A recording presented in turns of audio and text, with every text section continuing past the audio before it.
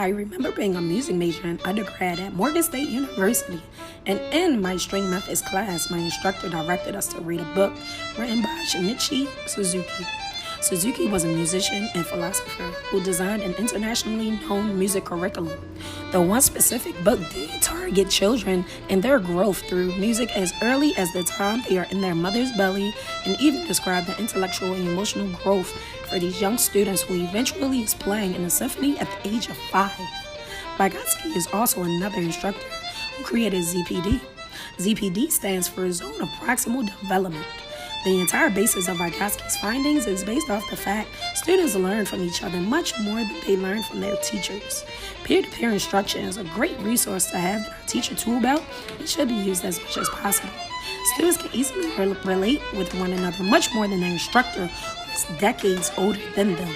ZPD concentrates on having an open mind instead of a closed mind, and to influence a student to learn.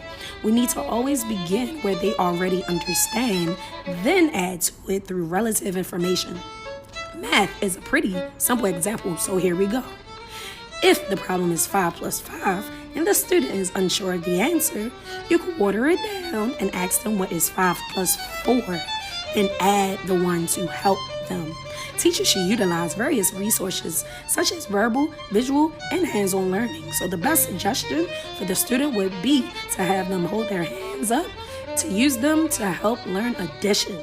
The role of teachers definitely changed from when I was in school as a student, since the teachers were mostly telling us to work quietly. The only time I remember teachers telling us to work in groups ended up being the class talking to one another socially, like free time, while the quiet students didn't engage at all. So basically, you guessed it, chaos. Now that I am a program administrator, I instruct my fellow teachers to make the students work, put them in groups, and facilitate.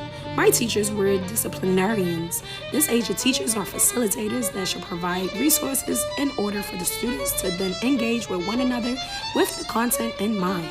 The quote, "When we get too comfortable, we stop learning," is absolutely true. Learning is not only between the ages of 1 day and when you graduate high school or college.